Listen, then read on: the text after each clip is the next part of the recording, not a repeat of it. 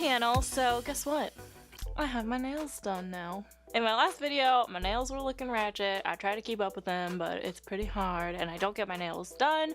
I do them myself, so it's hard to keep up with sometimes, especially whenever you're working full-time and releasing 3 videos a week. But I'm trying to get better at keeping up with them. Anyways, today it is Wear Test Wednesday. If you are new to my channel, every Wednesday I test out a product and I see its longevity, if it stays really well all day, if it falls apart throughout the day, and most of the products that I try are complexion products, and today is no exception. If you aren't new to my channel, then you know all that already, and thanks for coming back. So today I will be trying out the Milk Makeup Blur Stick. Now this is one of Sephora's most highly rated products. It's on like their Sephora end cap, their Sephora favorites end cap and stuff like that. I've heard a lot of good things about this. I know that Milk is silicone and dimethicone free, which is very unique for a primer. A lot of primers are chock full of silicone and dimethicone because silicone and dimethicone, they're very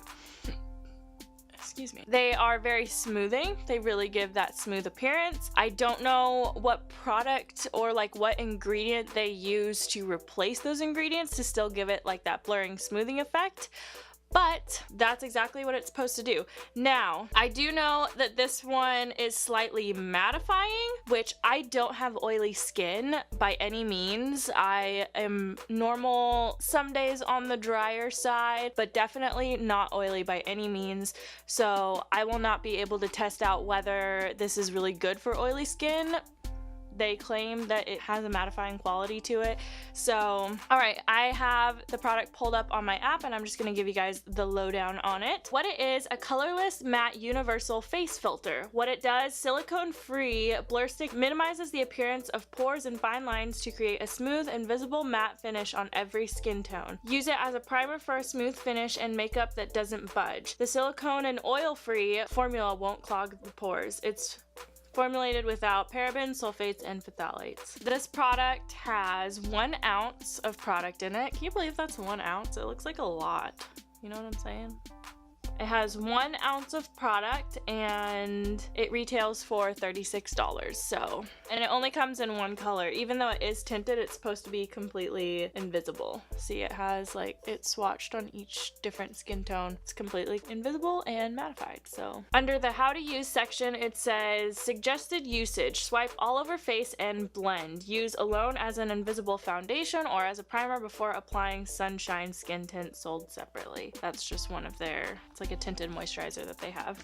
All right, so I'm just gonna go right in. I do know that they do recommend patting it in and not like rubbing it in, so that's what I'm going to do. Looks so nice, I don't want to mess it up.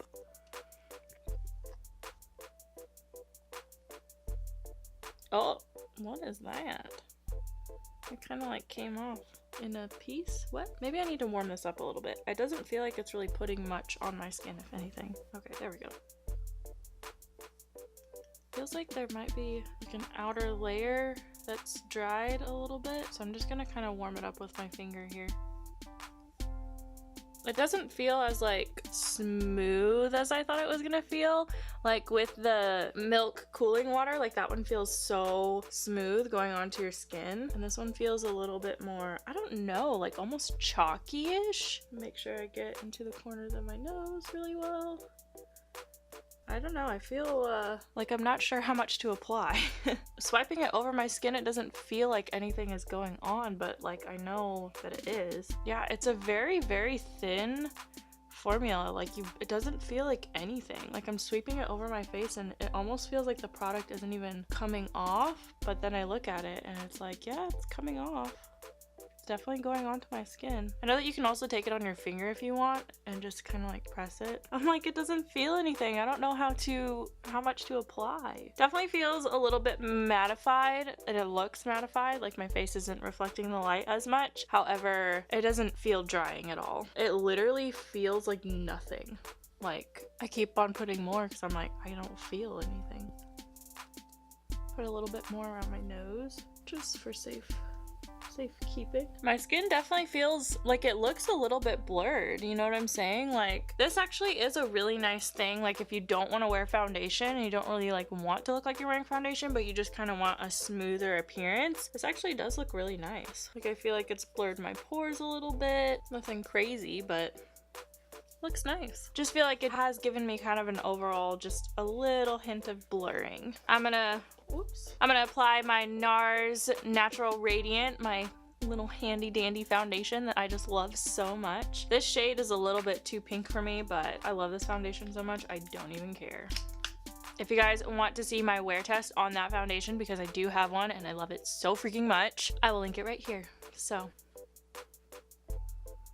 wow, so far on this side it looks really nice. Like, my pores do look very, very nice and smooth. Usually I can see my pores like right above like my lip area right in here, and I don't see like any. Usually I can see a little bit of pores in my chin, and I'm not seeing like any. Oh my gosh, wow. This is usually the side that I have a lot more visible pores, and it looks really, really nice. Like, substantially minimized, like almost not there. It looks so nice. Oh my gosh, I'm actually really, really liking this. For some reason, I thought I was not gonna like this. I don't know why. It has such good reviews. I'm just like, anytime there's a pore minimizing product or like a blurring product, I'm like, but how blurring, how minimizing can it actually be? I'm actually very pleasantly surprised. Like, this actually looks really freaking nice. I cannot yet say whether it is worth $36, but right now it's feeling like it is, because I really, really like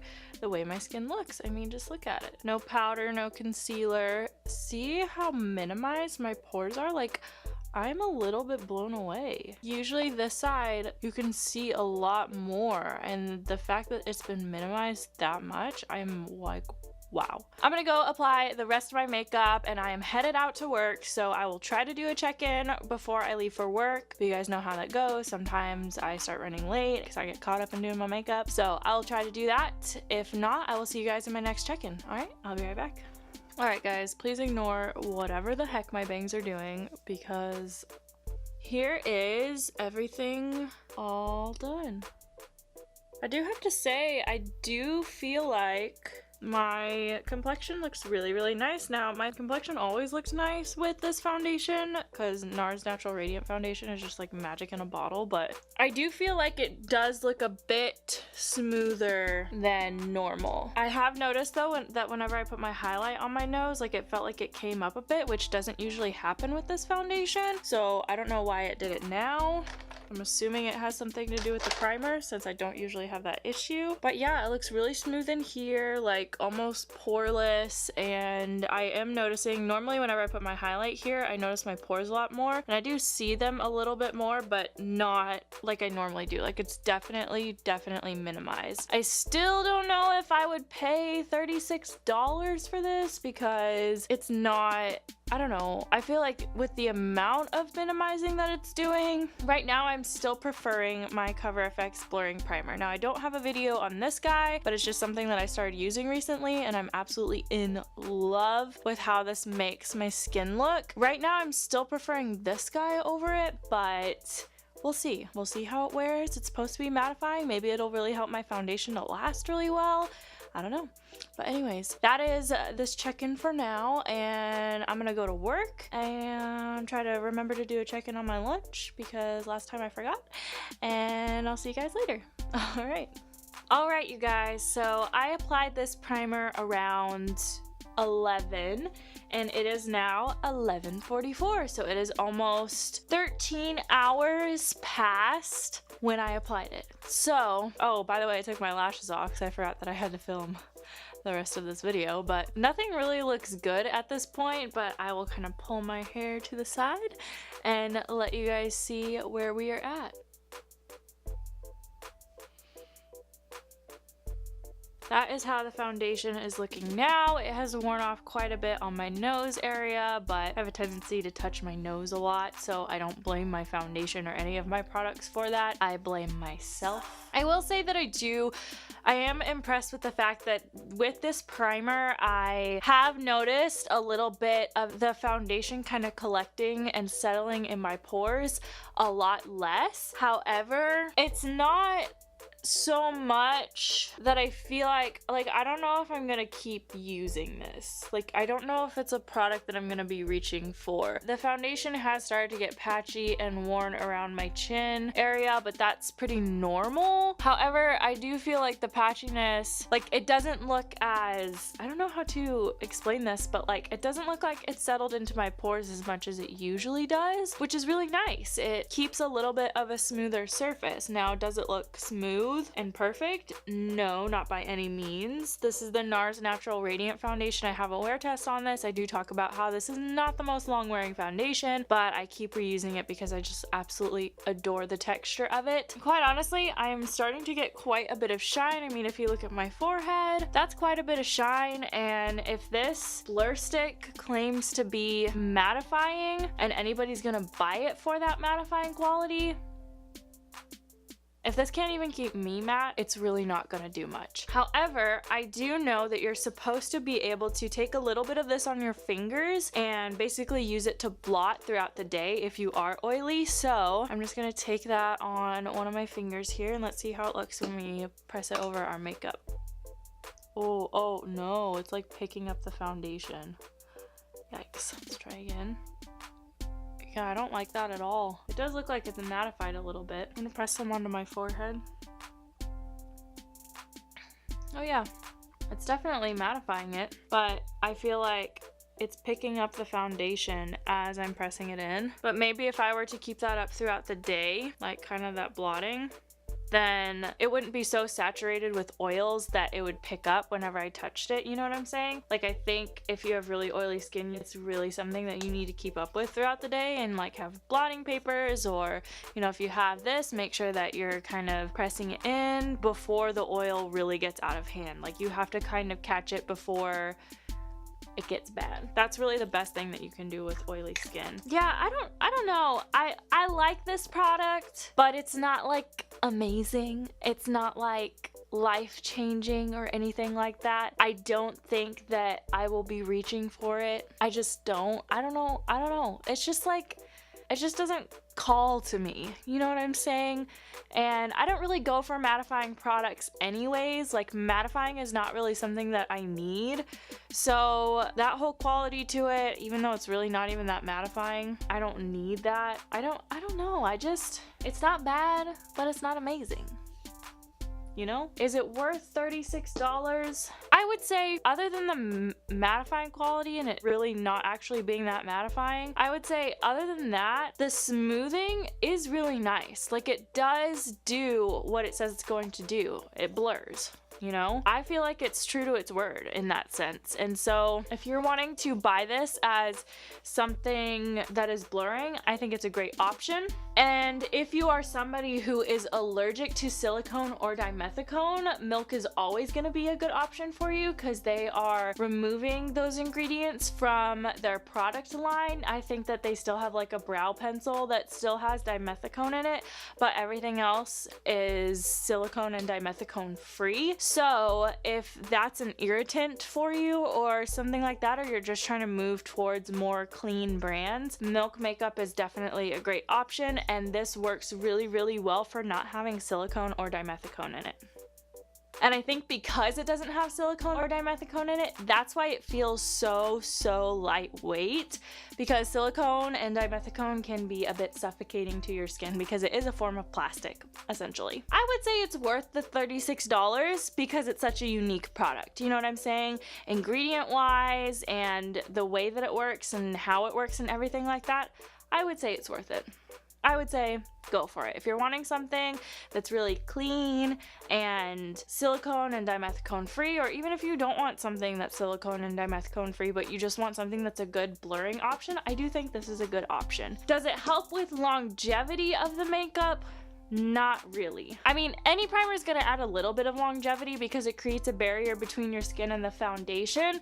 However, it's not going to add immense longevity. So if you're buying it for that reason, you're probably going to be disappointed.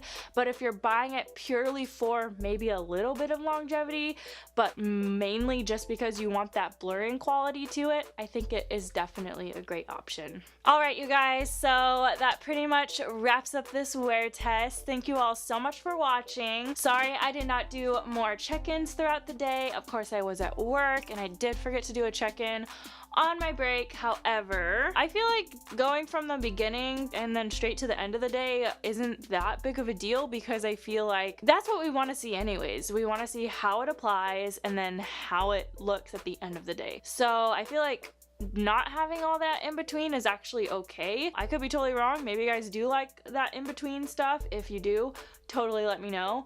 But I really like just kind of cutting it, keeping it straight to the point. So yeah, thank you guys so much for watching, and I will see you all in Friday's video. Bye.